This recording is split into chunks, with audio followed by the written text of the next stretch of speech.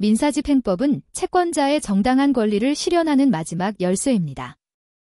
법원의 판결이나 집행권한이 있더라도 실제로 채무자가 변제를 거부하거나 이행하지 않는다면 무용지물이 될 수 있습니다. 이때 민사집행법은 국가가 강제력을 동원하여 권리를 실현할 수 있도록 보장하는 역할을 합니다. 채권자는 정당한 권리를 행사할 수 있도록 보호받고 채무자는 부당한 피해를 입지 않도록 절차가 공정하게 운영되며 모든 사람은 법을 통해 권리를 회복할 수 있습니다.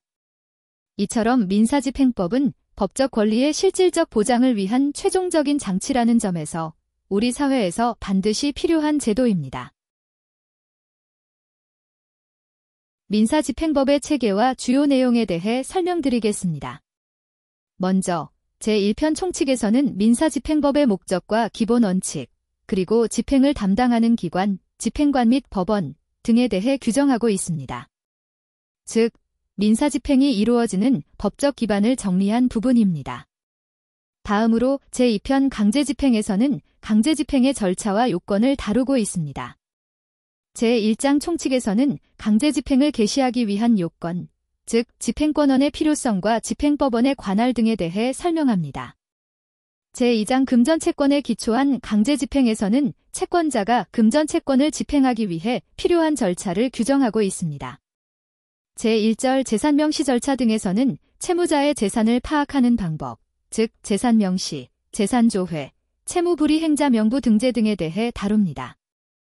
제2절 부동산에 대한 강제집행에서는 부동산 강제경매 및 강제관리 절차를 규정하고 있습니다. 제3절 선박 등에 대한 강제집행에서는 선박, 항공기, 자동차 등 특정 동산에 대한 강제집행 절차를 설명합니다. 제4절 동산에 대한 강제집행에서는 채무자의 동산을 압류 매각하여 금전채권을 변제하는 절차를 규정하고 있습니다. 제3장 금전채권 외의 채권에 기초한 강제집행에서는 금전채권이 아닌 특정물 인도, 권리 이전, 일정 행위의 이행을 강제하기 위한 집행 절차를 다룹니다. 다음으로 제3편 담보권 실행 등을 위한 경매입니다. 여기서는 저당권, 근저당권과 같은 담보권을 실행하기 위한 경매 절차를 규정하고 있습니다. 채권자가 담보권을 행사하여 경매를 통해 채권을 회수하는 과정이 포함됩니다. 마지막으로 제4편 보전처분입니다.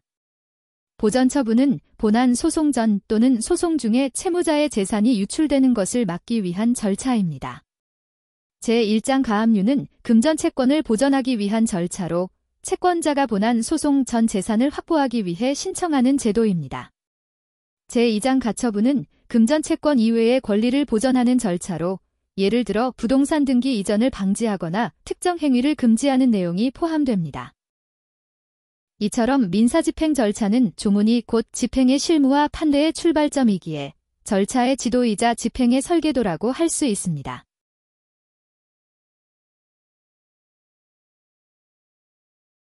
민지법 29번 문제입니다.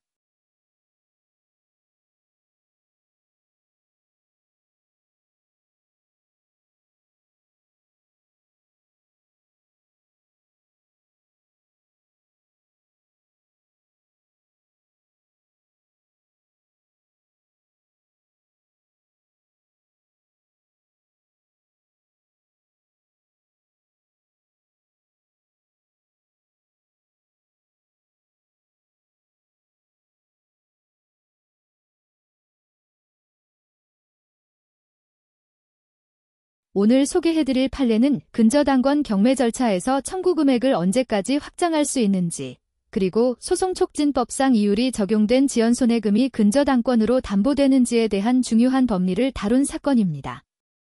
특히 배당 요구 종기 이후에 제출된 채권 계산서의 효력 여부가 쟁점이 되었던 사례입니다. 사건 개요를 보면 소해인은 중소기업은행으로부터 대출을 받으며 근저당권을 설정하였습니다. 2019년 11월 14일 중소기업은행은 경매를 신청하며 지연손해금을 약정이율로 표시하였고 이후 원고는 일부를 대위 변제하고 근저당권 일부를 이전받았습니다. 그 후 피고는 나머지 채권을 양수하여 지급 명령을 받아 확정시켰고 소송촉진법상 연 12% 법정이율이 적용되는 지연손해금이 발생했습니다. 그러나 피고는 배당 요구 종기 이후인 2020년 12월 22일에 채권 계산서를 제출하였습니다. 이 사건의 법적 쟁점은 두 가지였습니다. 첫째, 소송 촉진법상 법정 이율로 인해 증가한 지연손해금도 근저당권으로 담보될 수 있는가. 둘째, 경매 신청서에 기재되지 않은 지연손해금을 배당 요구 종기 이후 채권 계산서 제출로 확장할 수 있는가입니다. 원심 판단은 소송 촉진법에 따라 증가한 지연손해금도 근저당권으로 담보된다고 보았고, 비록 배당 요구 종기 이후 제출된 채권 계산서라도 확장된 지연손해금까지 반영하여 배당해야 한다고 판단했습니다. 그러나 대법원은 소송 촉진법 적용으로 지연손해금이 증가한 것은 인정했지만 청구금액의 확장은 배당 요구 종기까지만 가능하다는 원칙을 분명히 했습니다. 따라서 배당 요구 종기 이후 채권 계산서를 통한 청구금액 확장은 허용되지 않으며 원심은 이 점에서 법리를 오해한 잘못이 있다고 판시하고 사건을 파기환송하였습니다. 이 판례는 담보권 실행을 위한 경매 절차에서 채권 계산서 제출 시기와 배당 요구 종기의 중요성을 분명히 보여줍니다. 특히 경매 신청서의 청구금액 확정력과 절차적 안정성이 얼마나 중요한지를 다시금 일깨워주는 사례입니다. 오늘도 시청해주셔서 감사드립니다.